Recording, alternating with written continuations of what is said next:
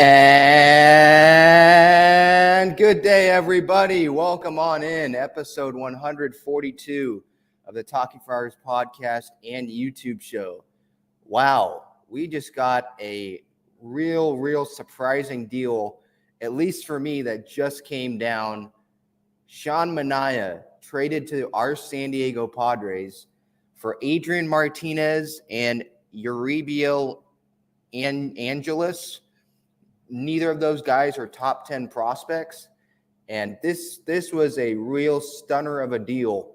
And so we're going to talk about that. We're going to talk about all the aspects that I have to talk about, to tell you. Anyone in the comments, let me know of any potential aspects that I could go down that maybe I'm not thinking of. As I go through my instant reaction, my thoughts, because this literally happened a half hour ago. So this is pretty much my instant thoughts before coming on here. I jotted down some notes, but it's pretty much, for me, it's just going off what I'm thinking right now. And so welcome on in, everyone who's watching the live stream here on YouTube and on Twitter. Again, Talking Friars podcast and YouTube show. We have a giveaway going on right now, a Joe Musgrove 44 hat that will be given away to someone that I pick at random who subscribes to the YouTube channel today before 3:45 p.m. Pacific time. So you hit that subscribe button, the like button. I really appreciate it. And then anyone who's listening, the podcast version, Apple Podcasts, Spotify, any podcast platform, I appreciate that as well. At Talking Friars on Twitter, Instagram, TikTok. Again, hit that subscribe button on YouTube. This episode is sponsored by GAGLIONE Bros, famous cheesesteaks and subs. You can view their entire menu at gaglionebros.com, located at Petco Park during the season, sports arena located in Point Loma. We got a lot to talk about. Again, gaglionebros.com to view their entire menu. They are the sponsor of this episode. But before I get into my, thoughts and all of the different ways I could go about this here, this is, again, a really surprising move. Moose says in here, nice trade for the Padres. Hosmer is gone soon. I mean, it might happen. That might be something that is a trickle-off effect of this. But, again, his contract, just because they got Sean Manaea doesn't mean that his contract is going to get any easier to move.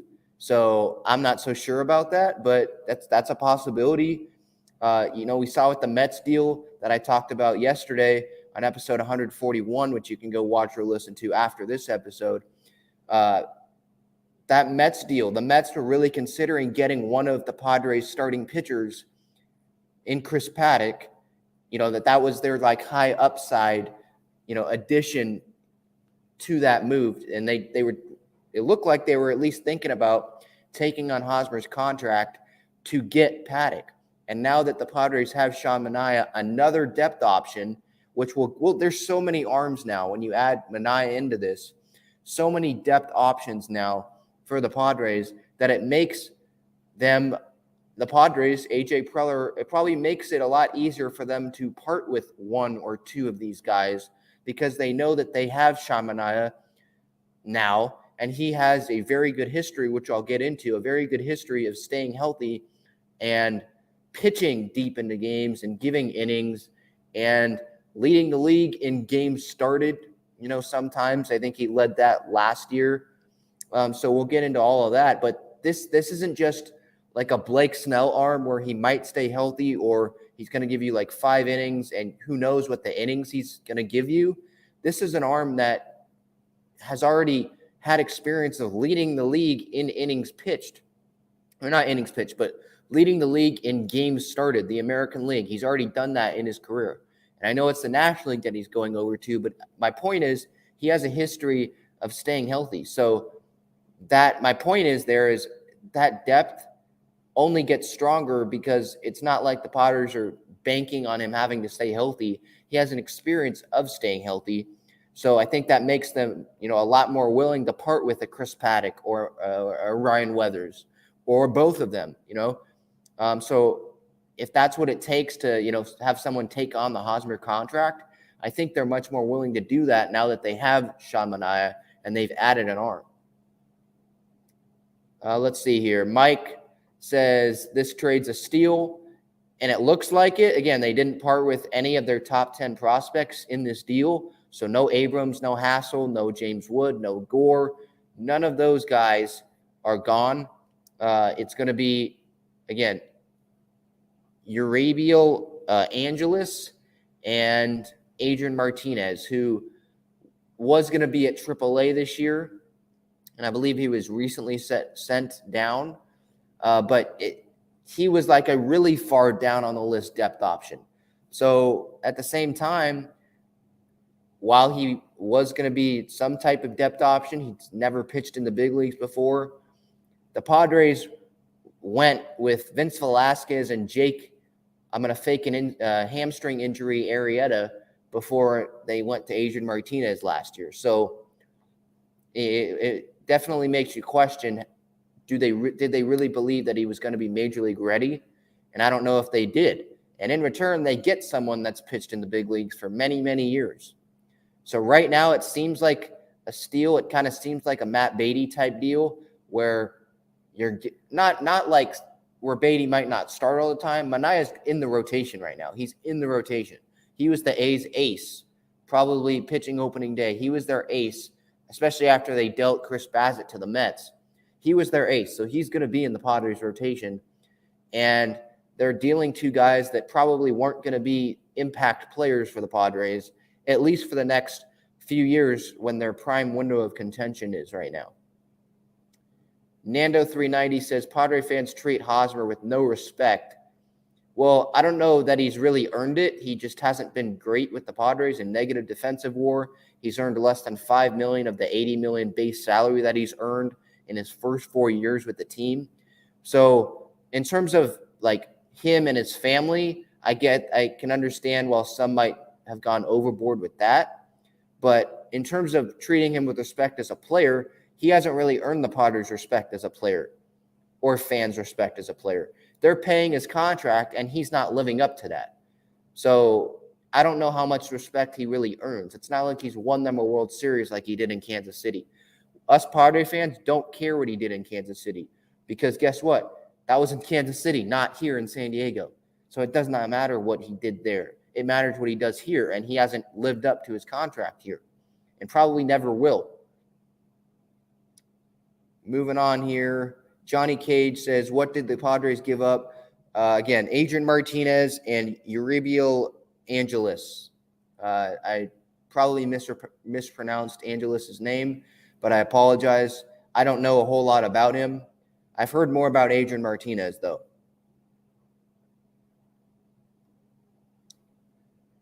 Irie Fan Geek, what's up, Ben? Yeah, what's up? Thanks for tuning in. Thank you, everyone, for tuning in here. I think I'm the first Padre fan, giving my live reaction here, so I hope you appreciate that. I really love communicating with you guys, communicating with the fan base. And Mike says, yeah, we're loaded with quality lefties, Weathers, Morahone, Manaea, Snell. I agree. Morahone's not going to come back. He's not going to be ready for opening day, so you can't really put him in there in that group right now. But when he returns, yeah, you can add him to that group. Alex says it might make it easier to get Brian Reynolds or Meadows. You can add 2 controllable starters to the trade. And, yeah, I think that's part of why the Padres did this deal is that now they have a guy that is going to be in the rotation, and now Weathers and Paddock, they definitely become more expendable because you're not going to need another piggyback guy. Like, that's my thoughts on this initially is you have Darvish, you have Musgrove, you have Martinez. If that's 3 guys that you want in the rotation, and then you have Manaea who's going to be built up, it seems.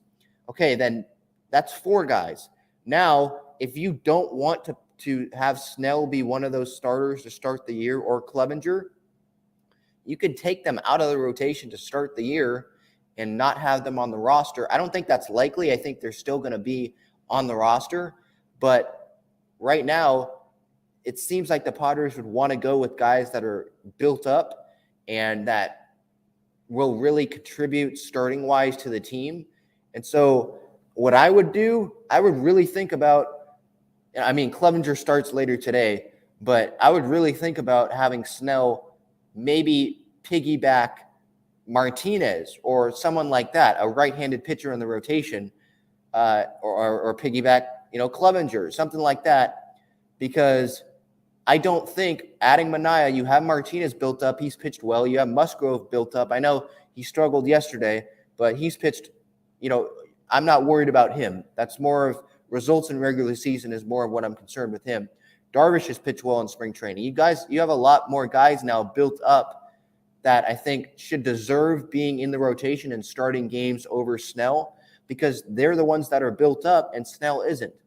So I think, to Alex's point, trading Weathers or Paddock, those two controllable starters, I agree. I think that definitely makes those two guys more expendable, because you add a starting pitcher who can stay healthy pretty much in Manaea, and then you already have depth options like Gore.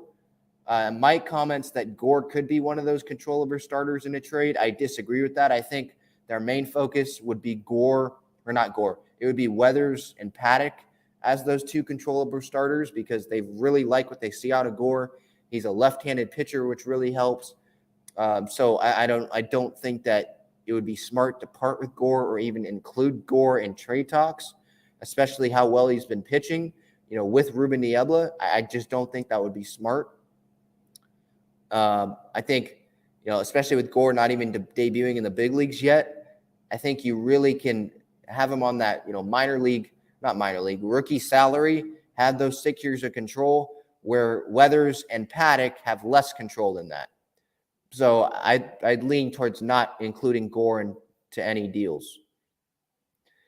Irie Fan Geek says, I love the early morning stream. Wake up, roll one up, and talk Padres baseball. Great Sunday morning. Thank you. Yeah, again, thank you. Thank you to everyone that's tuning in. Again, hit that subscribe button if you want to be interested, if you want to be entered into that Joe Musgrove hat giveaway that I will be announcing later today. Hit that subscribe button to the YouTube channel. Hi, Mom. Hope you're doing well. Juan asks, how many years of control does Manaea have left? He has 1 year, and that's what we'll get into. I just wanted to get the initial reaction of us Padre fans, other Padre fans in this chat, before I give my initial reaction and all of my kind of, branch off aspects of this deal and what that means. 1 year left, and he's making over $9 million on the deal. All right, let's get into my thoughts. Again, keep, having your comments there in the comments. Again, if you're watching on Twitter, YouTube, I really appreciate it live here. This channel for Padres fans, any Padres fans, whether it's diehard, casual. I'm a diehard Padre fan. Family has season tickets, so I'm a diehard fan, but I appreciate anyone that's tuning in here. For A's fans, obviously this sucks, because now you've lost Chapman, you lost Olsen, you lost Bassett, you lost Manaea. But at least the team is literally saying, we're not trying to win, and we're just going to get any prospects here, and that's who's going to be in the big league team. At least they're not like keeping Manaea and saying, okay, come watch Manaea, and we traded everyone else. Like, that doesn't work really well. Like, fans can cut through that. So at least they're not pulling a Reds where they're signing like Tommy Pham, and they still have Luis Castillo and Joey Votto, but then they traded the rest of their core. At least they're not doing that. If you're going to rebuild, fully rebuild. So this is the Sean Manaea, my thoughts, 7:59 a.m. Pacific time, Jeff Passan reported. And that's the guy that I trust. Again, Ken Rosenthal, I trust, but not as much anymore, with him saying that the Padres were close on a deal with Scherzer and then it falling through. Obviously, Bob Nightingale, you can't trust. But Passan reported Sean Manaea traded to the Padres a little before 8 a.m. Pacific time, and then I started going live here about a half hour after that. Going to Oakland again, Adrian Martinez and Uribiel Angeles. Neither of those are top 10 prospects, so no Gore, Abrams, Wood, no guys like that. Campusano, no guys like that were traded. So that's definitely good news. Manaea, as for Manaea, what we're getting out of Sean Manaea, this is a deal that totally took me out of left field because it seemed like with all the talk, all of the roster projections, it really seemed like this is what the Padres were going with. They were going with Darvish, Snell, Musgrove, Clevenger, Martinez as the 5, and have Weathers and Paddock probably piggyback. Gore probably on the outside looking in on the roster. And now for me, he's really on the outside looking in to get on the roster, unless Weathers and Paddock are dealt, which probably could happen. I think one of them probably odds on will be dealt before Thursday, opening day, April 7th, just because of the game, the numbers game. Adding Manaea, now it seems like they just have so much depth, and we'll get into that depth that they have. So much depth right now that what's really the point in having Paddock and Weathers if they're not going to have huge impacts on their team? And in return for them, along with another prospect or something, and if you can get rid of Hosmer's contract a little bit, like they tried doing with the Mets, if you can do that, why not do that if you can also get back, a left fielder? So that's all things to think about. But as for what they're getting back in Sean Manaea, Manaea led the league in games started last year, 32 games started, a 3.91 earned run average last year, 2 complete games. So this is what I really love. Like, Manaea has that, I think, all-star caliber pitcher. Maybe not in the National League because of how deep it is, but he definitely has that caliber of an arm. And my biggest impact is this guy has a track record of staying healthy, like I mentioned. Track record of staying healthy. This guy is going to be healthy. He's going to give the Padres innings, and that's not really something that was guaranteed. Obviously, we saw last year, Darvish didn't stay healthy. Snell didn't stay healthy at the end there. Paddock didn't stay healthy. Weathers didn't stay healthy. Gore obviously collapsed, but he looks like he's, pitching better and will impact the team if he's not dealt. So they needed a guy that can really stay healthy. And this is what it looks like, what Manaea can do. Again, he could end up getting hurt. But right now, my initial reaction, just going over the stats for Manaea, he has a consistent track record of staying healthy pretty much. 2020, that was, 11 starts. But again, that was a 2-month season. 2019, he had 5 starts. Okay, but you go back to 2018, 27 starts, 2017, 29 starts, 2016, 24 starts, 25 games. So the last, the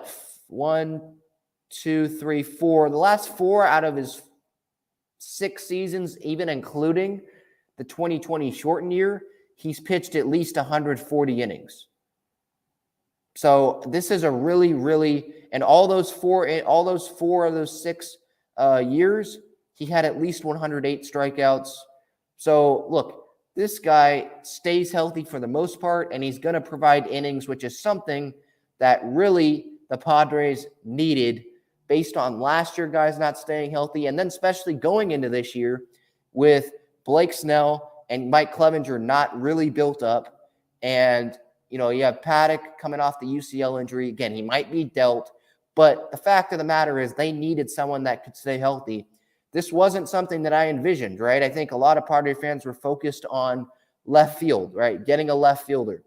But obviously, you see that alert on your phone, Sean Manaea trade to the Padres, and the Padres, okay, they get Aaron Holiday as well from the A's.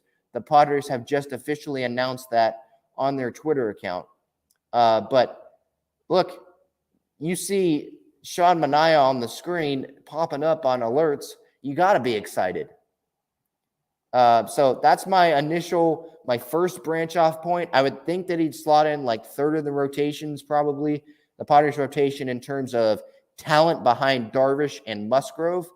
I think it would be Darvish, Musgrove, Manaea, Snell, Clevenger.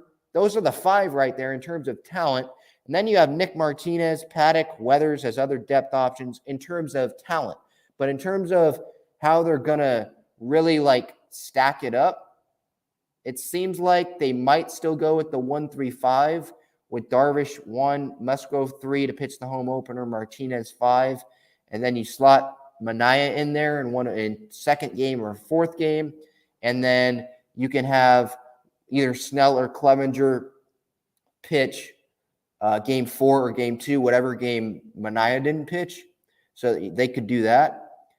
And then you have Snell or Clevenger, whoever doesn't get a start could piggyback the other guy, or could come out of the bullpen in one of the games, and just get work, or might not even start on the roster and just be built up, pitching some live BP games before regular season games happen on days that games are scheduled. And then you transition them into the rotation when they're built up. And maybe the Padres just don't want Snell in there walking the world and not being built up. And now they can substitute him for Manaea, and they have Martinez still at the 5 spot because he looks like he's going to be pretty built up. That's another scenario. So there's a lot of ways I think the Padres could go about this. But just the depth that they have, Snell, Darvish, Musgrove, Clevinger, Manaea, Gore, Paddock, Weathers, Nick Martinez, and then Reese Kinnear. That's 10 guys that they have right now, and that's not even including Adrian Morejon when he comes back at some point this year as starting pitching options. That's a lot of options for 5 spots. So, yeah, that's a definitely question here. Does that make Weathers and Paddock expendable? Heck yes, it does. Does it make Gore expendable? I don't think so. I think it would be dumb for them to part with Gore just because they got Manaea, because it's not a guarantee that they get Manaea back at the end of this year, because his contract is out at the end of this year. He's a free agent at the end of the 2022 season. He's 30 years old. To the luxury tax, it's going to be $9.75 million going to the luxury tax. So as of right now, it seems like the Padres are over the luxury tax. And just getting back to Gore, it's just not smart for them to deal him when he looks like he's going to be pitching really well with Ruben Niebla as the pitching coach. He looks like he's found something. He's not walking the world like he did last spring training. And again, he could just replace Manaea if Manaea leaves in free agency. I think they'll extend Musgrove, find a way to do that. I think that would be a terrible move PR-wise and team-wise, because Musgrove's been able to stay healthy. I think that would just be a bad move if they weren't be able to extend Musgrove. So I'm penciling a Musgrove extension at some point this season in. But for Manaea, I don't think it's a guarantee that they, extend him or keep him. They still have Snell for 2 more years, I think. And then Clevenger's a free agent as well. So Gore, you don't trade. But Weathers and Paddock, I'd rather trade Weathers than Paddock. That's just me. But I think both of them, if I'm just looking at it from AJ Preller's standpoint, I think both of them are definitely expendable. Both of them are expendable now that you have Manaea. And then even if you let's take Paddock and Weathers out as depth options, okay? That means that you still have Snell, Darvish, Musgrove, Clevinger, Manaea, Gore, Nick Martinez, Reese Kinnear. That's 1, 2, 3, 4, 5, 6, 7. That's 8 options. Depth options for 5 spots that you still have if Weathers and Paddock are not on the team. So they still have a lot of options. Izzy comments here that Snell might be expendable as well. He might be, and the Padres might be mad that he's not built up and he wasn't pitching as well or pitching as much as Musgrove or Clevinger were or Martinez were during, the offseason. CBS 121 is also saying ship out Snell.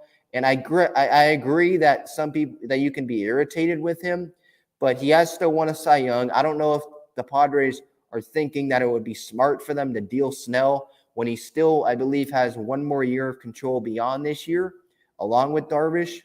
So, and again, like I just mentioned, you don't know what's going to happen with the Sean Manaea situation after this season. Guys could get hurt, including Snell, but other guys could get hurt. So I don't know if they want to do that. Like Snell, he's the proven major league guy. I know his proven numbers were pretty much 1 month of last year and then what he did with the Rays. But look, facts are facts, and he has pitched well in the big leagues before and won a Cy Young before. And so I think they just got to hope that his first spring training start isn't what's going to happen every time out. And I gut reaction would not put Snell in a package, but I understand where Padre fans are coming from, where, initial reaction, hey, get Snell out of here. I understand where they're coming from because his first spring training outing didn't look good. Walked 3 guys in the first inning, walked 4 guys in an inning and a third of work, right? just didn't seem to adjust. Just outside looking in, it's not a good look that he's not built up while pretty much every other guy is built up. And it's not like he's coming off a Tommy John surgery rehab like Clevenger is. So it is a bad look. So I do understand the viewpoint again of Padre fans wanting Snell, gone. But they have a lot of depth, and this does make Weathers and Paddock more expendable. Again, I would not trade Gore. I would not include him in any trade package. But teams like the Mets, and I'm sure other teams, are already interested in Chris Paddock. They believe they can get a lot out of him, and make that changeup a really deadly pitch like it was in 2019. They really think that. Other teams do. The Mets thought that, but they didn't want to, pay a lot of Hosmer's contract like the Padres wanted them to do.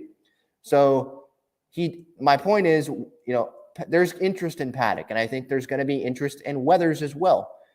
So I think one of them at least is going to be gone before opening day. That would be my gut reaction, so that the Padres can go get a starting left fielder. Maybe they somehow, they're more willing to pay some more of Hosmer's contract than the $29 million or whatever they wanted to pay. Maybe they're willing to pay more of that. But I think now with the Manaea deal, maybe another team would be more attracted to adding Weathers and Paddock to a deal instead of just one of them. And then in return, the Padres can go get a left fielder, a power hitting guy, which they don't have right now, which, they could have had Dom Smith yesterday and they ended up not getting him. So I think a Brian Reynolds trade is definitely something that could happen. I still think that the Pirates are going to push for, someone like C.J. Abrams, someone like Robert Hassel III, as those two top Padres prospects. And I don't think Luis Campusano fits for the Pirates. But Austin Meadows, I think, is likely. But I think the Padres are going to have to include not just one of Paddock and Weathers, but they're going to have to include both, or at least include one of those guys, and then include someone that's a top prospect for them. I think that's what's going to have to happen. But I think both Weathers and Paddock are more expendable. Obviously both guys, I still believe in both guys, but I think I'd rather part with Weathers over Paddock. But because Gore is a lefty that's coming up and Paddock's a righty, so you could still have left and righty there with those two. But that's my gut instinct there. But let's talk about a little bit the payroll. According to SpotTrack here, Manaea making $9.75 million this year. The luxury tax salary is the same thing. 2022, he's a free agent after this season. He'll be 31 next year. So I'm not so sure if the Padres will extend him or they'll bring him back. That's why I think it's important to keep Gore, because Manaea, I believe, is a lefty. And Gore is also a lefty. Yeah, Manaea's a lefty. Gore's a lefty. So if Manaea leaves, they can have a lefty come right in with 6 years of control. And I think another takeaway here before we get to the contract situation of the Padres, the luxury tax situation, is that Gore, has those. He's someone, right, that he was the outside looking in for the roster, and I don't think he makes the roster now with the Manaea addition. Unless something really crazy happens, I think he doesn't make the roster. But I think this could be a positive where he pitches in the minor leagues a little bit and can prove to the Padres that this isn't just a 1 month thing in Arizona where he's pitching well. Can he do this for another month or at least another couple weeks before they bring him up? I think that's the thought process probably that the Padres would go in to this thinking that, hey, at least now with Manaea, a lefty, at least we can send Gore down if we're not fully comfortable and we're not forcing Gore to make the roster. I feel like that's something that could really happen. And going to this Padres payroll now, luxury tax threshold, obviously $230 million. And the total tax allocations, according to SpotTrack, is $220,735,713. So their tax base right now is about a little over $7.2 million of room before the Manaea addition. I don't believe they have Manaea on the Spot Track roster right now. I'll reload the page to see if they've added that. Okay, they have added the Manaea contract. So here it is. Let me share my screen for the YouTube audience. Here is what the Padres payroll looks like according to Spot Track after the Sean Manaea deal has been added. Okay, so the $230 million luxury tax allocations are at $232.485 million. So they're over the threshold. And so I would say I'd rather go over the luxury tax for Sean Manaea like they're doing right now than what they did last year with Daniel Hudson, because that's the move that put them over the luxury tax number. But you don't think that just because they added Sean Manaea that they're going to want to stay under that. That they want to be over the luxury tax. They have over -$2 million of room. So they're $2.485 million over the luxury tax number. So I would expect a move to come definitely to get rid of some of Hosmer's deal or get rid of someone else's, whether that's Emilio Pagan, someone like that. Get rid of someone's contract, a starting pitcher like Weathers or Paddock. Get rid of some money there so they're under the luxury tax number. So I do think the Padres are going to be motivated even more now to move Hosmer or someone like that has a contract so that they can not just get under the luxury tax number, but they can also pay for a Brian Reynolds or Meadows or a cheaper left field guy so they can still stay under the luxury tax, getting rid of a contract or two contracts and adding a power hitting left fielder. So right now, as it stands, they're a little less than $2.5 million over that $230 million luxury tax number. And I would expect the Padres to be under that number come Thursday opening day. So let's just keep going through the comments here. I'm going to scroll up, try to go the ones that did that commented the earliest, and then I'll go down to the most recent. Again, hit that subscribe button, everyone, on YouTube to be entered into the Joe Musgrove giveaway, the hat giveaway that I will be announcing later today. And I'll get in touch with that person, and they'll have me send them their address, and then they will get that hat delivered to them. All right, let's see here. Oceanside Boy 760 says, I want Mackenzie Gore to play. I want to see him play. And I agree, but I think the Padres' viewpoint here is they're not going to be pressured into putting him on the roster because they have more depth now.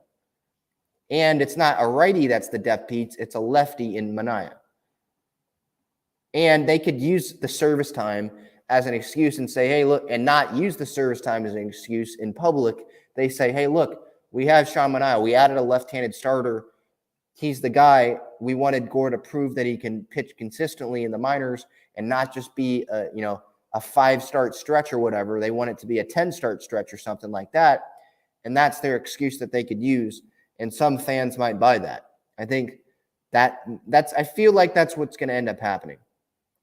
Jerry says, I want our rotation to be you, Musgrove, Manaea, Clevenger, and Snell for now. And I think in terms of talent, that's probably what's going to happen. But in terms of days and who pitched and all of that, I don't think that's going to happen. I feel like because that's been their plan, they're going to go Darvish, obviously opening day because it's been announced. Musgrove game 3, not game 2. But I know what you're saying, Jerry, in terms of talent. Musgrove game 3, and then they'll fill in the spots. So I think that's how it's going to end up going. Mike says, now this is the AJ we know. What? Making big splashy moves, I think is what Mike is saying. Yeah, and I agree. He's made a lot of splashy moves in his tenure. Some of them haven't worked out as well. Matt Kemp, Justin Upton. I know Upton got DFA'd, by the way, by the Angels yesterday. Some just haven't worked out, but he likes making some splashy moves. That's right, definitely for sure. My mom says, what do you see the opening day lineup on the field and batting order? I see it right now. Melvin's going to go a lot of left, right type things. They probably can't go left, right throughout the entire order, but we've seen some of those spring training lineups, in the past. And right now, I would probably say that it's probably going to be something like Grisham batting leadoff and center as a lefty, Machado hitting second, third base, right-handed hitter, Jay Cronenworth hitting third, playing second as a left-handed hitter, Luke Voigt DHing, right-handed hitter, Hosmer playing first, left-handed hitter, batting fifth, and then it falls off from there. Myers and right, Nola at catcher, both of those guys righty, so that's the only time where it's going to be back-to-back righties.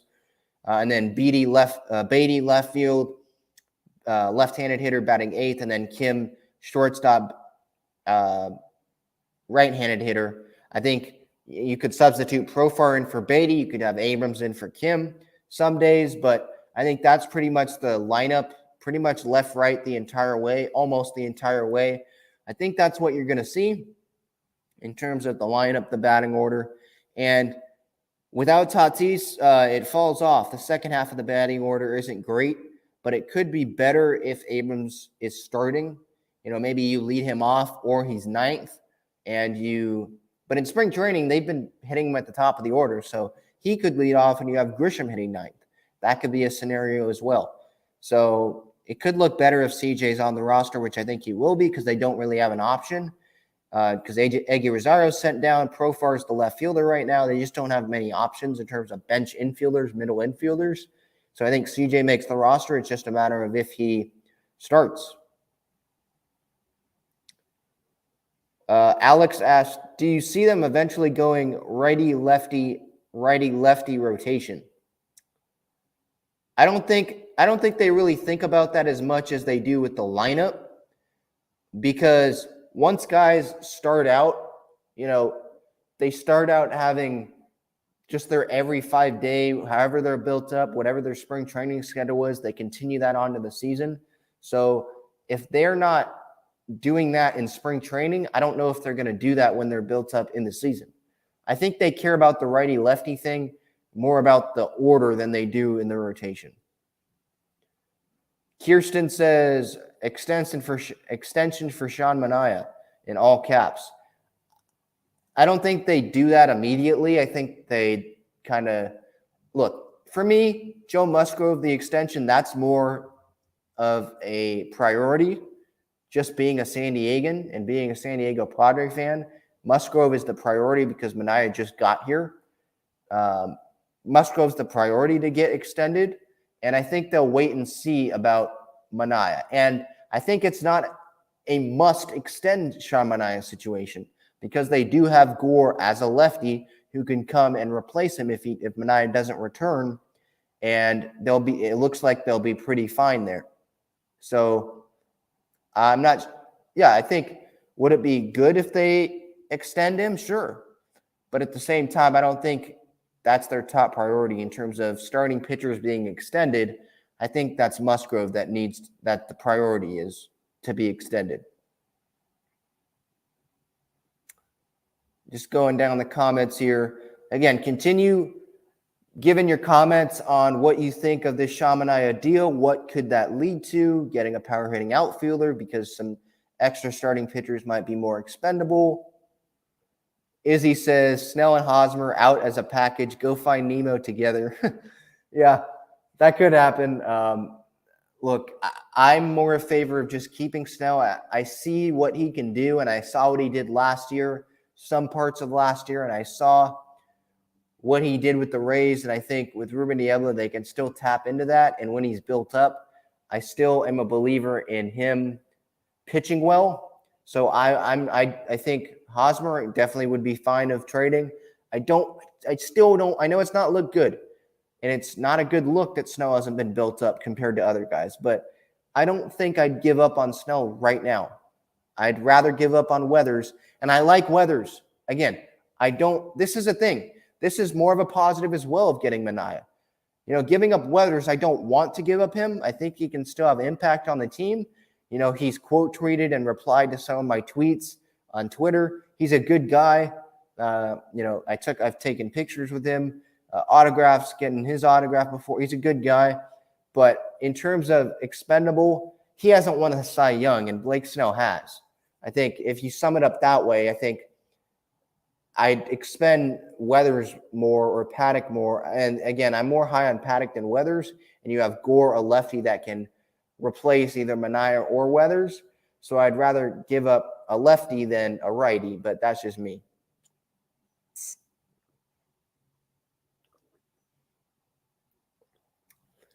Nando390 says, do you think Oakland trades Montas next? That I think they probably will.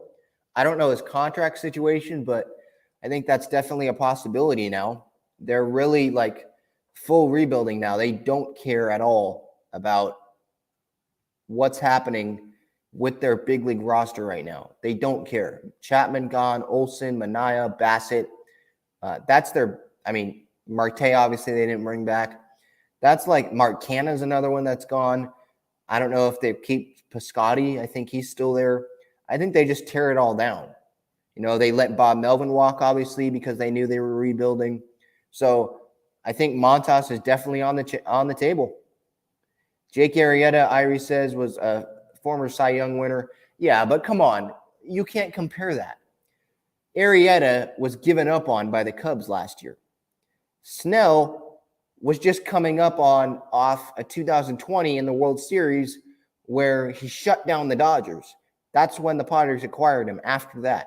So that's not apples to apples. You can't compare that. Arrieta's career was over when the Cubs released him and the Padres picked him up. Where Snell, you could still make an argument after that World Series when the Padres picked him up, he still was in his prime and could still go contend for another Cy Young.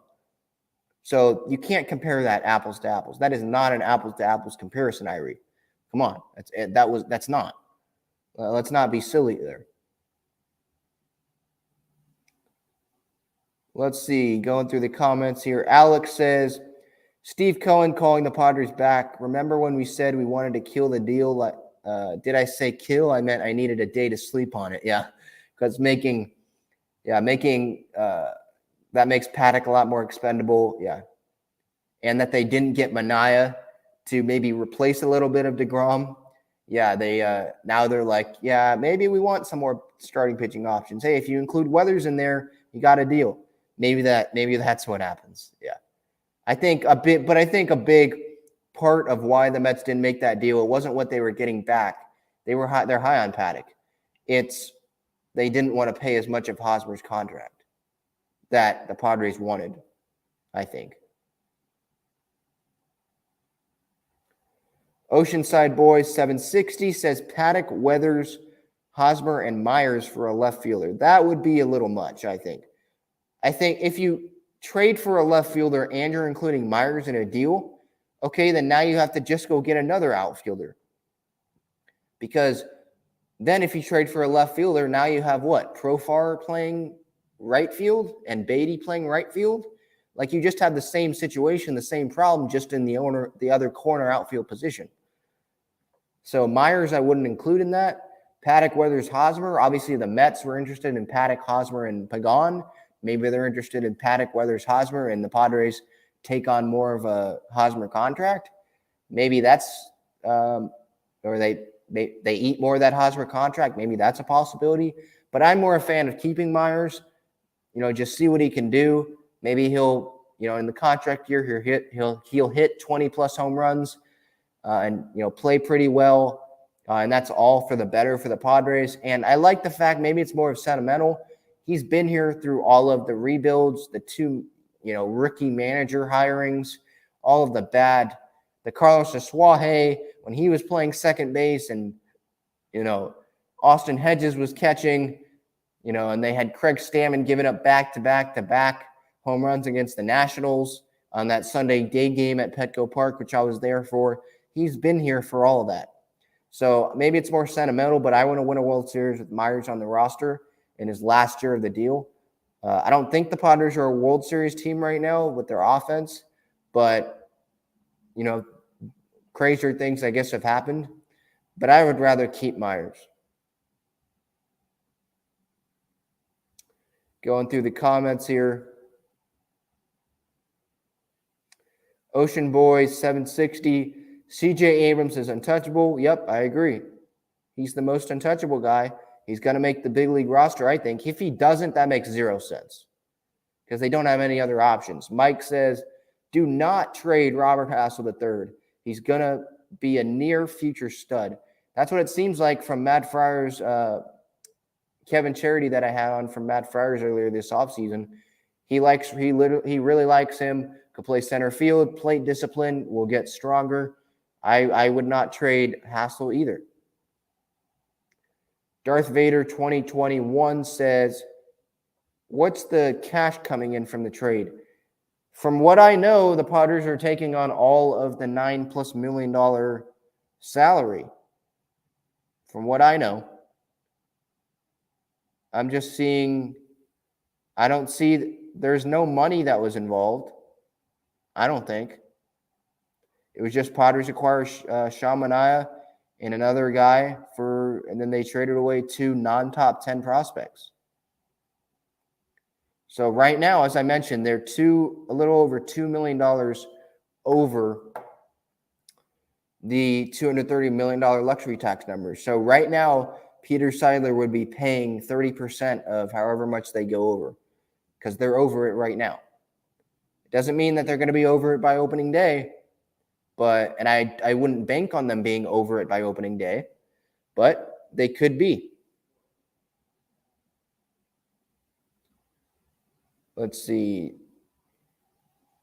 Darth Vader also says you can trade for Jordan Walsh from the Angels. Do you mean Jared Walsh? I don't think they would. I think they like him. I think they want an outfield of Trout, Adele, and Walsh. That's why they DFA'd Upton. There was no reason of paying him $28 million. Or they're still going to have to, but there was no reason of him taking up at bats for Jared Walsh and Joe Adele this year. I think they want to see what they can be. So I don't think that's really an option. I don't think the Angels would really do that. We can thank Bob Melvin for convincing the A's to agree on this trade. Melvin for GM. I mean, I don't know how much say he had in this deal. I think he had conversations with Preller about it because he obviously knew Manaea, everything about Manaea. Like, is this guy reliable? What he's like in the clubhouse? Just every question about him, I think Preller asked Bob Melvin about it before making the deal. And I'm sure Melvin was very complimentary of Manaea. But at the end of the day, I think Seidler had to approve it because you're going over the luxury tax, at least at the moment. And then I think that it was Preller and Billy Beane and David Forst with the A's. I think that's the communication. That's what that happened there.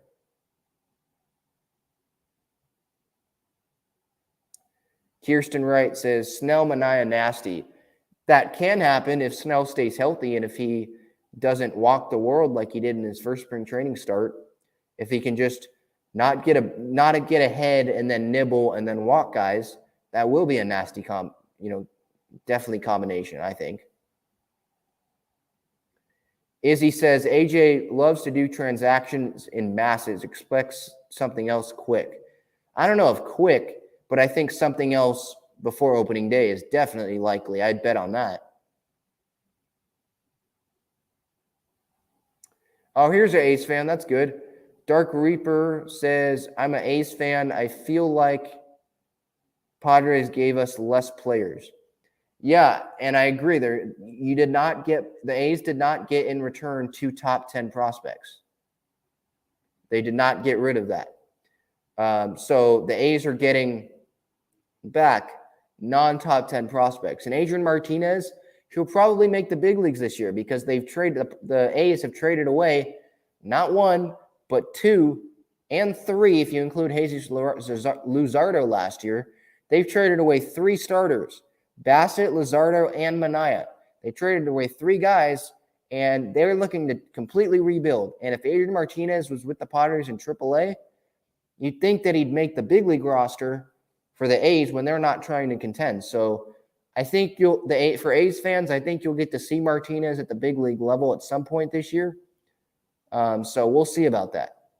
I think the trade could work out pretty well. And this wasn't like Chris Bassett. I think Chris Bassett has multiple years of control left on his deal. So that's why you got back more. in that deal, Manaea is a free agent at the end of this year. So you weren't going to get back a ton for him because it's 1 year. So when you look back on it as you're an A's fan, I guess you can be frustrated that it wasn't a one top 10 guy, but you got to realize that you were not going to get back a lot of prospect capital. You just weren't, because you don't have multiple years of control. So I wouldn't be too disappointed with the A's return when you realize, Manaea making over $9 million, Padres taking on all of the contract, it seems like, all of the money, and then he's 1 year of control. Scott Harris says, adding more pitching tells me this has to be a precursor to another trade for an outfielder, likely offloading some starting pitching depth. And I agree. That's what I was saying a lot earlier in the episode.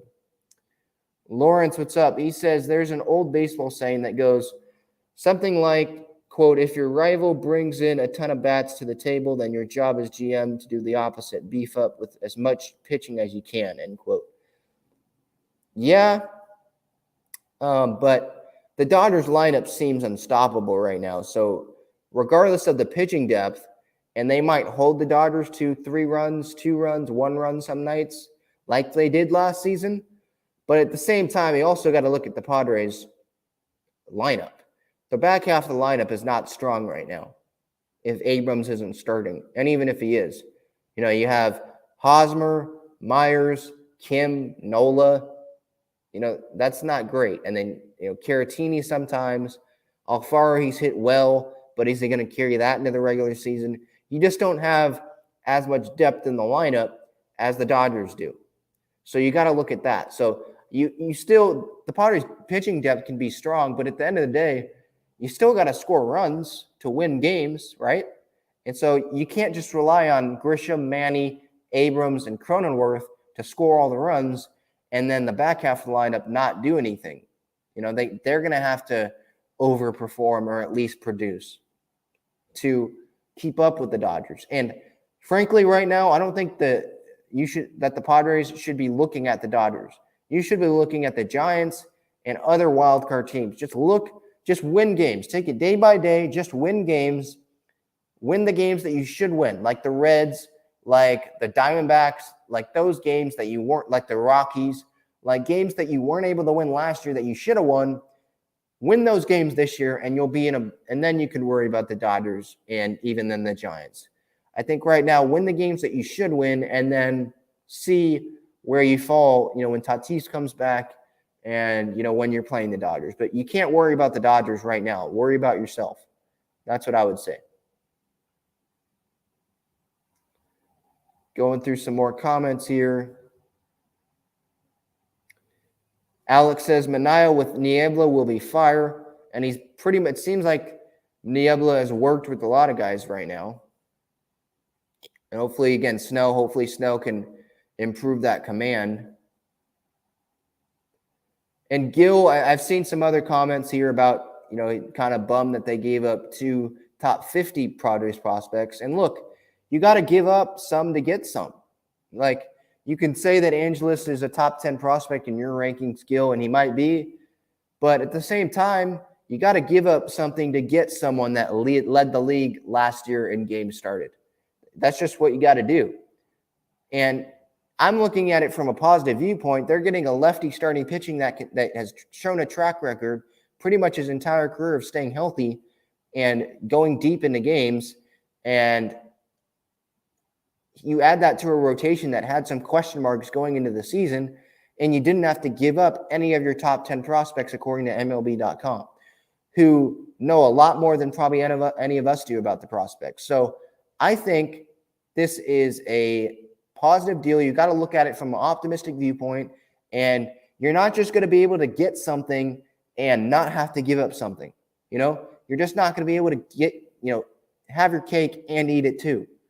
You got to give up something to get something. So look at it more from a positive viewpoint. That's what I would say. Mike, again, kind of echoing what I've said, what some other people have said in the chat. Watch for a big trade in the next couple of days. This was just the front end of a much larger one. It's how AJ rolls. And I think especially adding Manaea, and now you have a lot of pitching depth. It would be really, really disappointing if he doesn't add a left fielder by opening day or another outfielder by opening day. Because AJ, look, you have 10 starting pitchers now of starting pitching depth. You know, and I know last year you dealt with a lot of injuries, but right now that's 10 starting pitchers, including Reese Kinnear in the minors. You got to add a left fielder and deal some of those, at least one of those, maybe two of those guys, to improve the roster as a whole. You know, and think that Manaea is going to stay healthy. Think Darvish is going to stay healthy. And if they don't, okay, then you can go to Reese Kinnear. You can have openers at worst case scenario. You can have Martinez take on a bigger role. You can bring in some free agent starters, worst case scenario. Or you can have Stammen take on a bigger role or bring Chris Matt up, something like that. Again, rosters are expanded in April, so that might help as well. So I think you should deal with – it's likely that Preller will deal from some of that starting pitching depth to make his team more of a complete team. Just going through the comments here. I like the optimism here from Ray. We are going to win the World Series, he says. I'm doing my MLB predictions before opening day on an episode, so stay tuned for that. So I won't give my predictions. But I like the optimism, Ray. I think anything's possible. You know, going back to 2019, right, the Nationals had a really bad start to their season, and then they ended up winning the World Series that year. But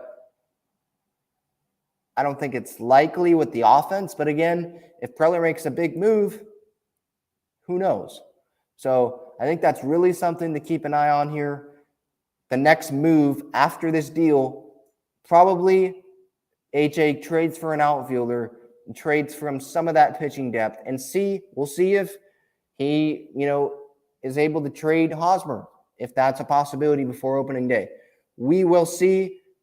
Again, this is really fun. This is a really fun edition. This was really fun to talk to all you Padre fans. Again, hit that subscribe button on YouTube if you're watching live here or on replay to be entered into that Joe Musgrove giveaway that I'll be giving out at random later today on Talking Friars social media channels, Twitter, Instagram, and TikTok.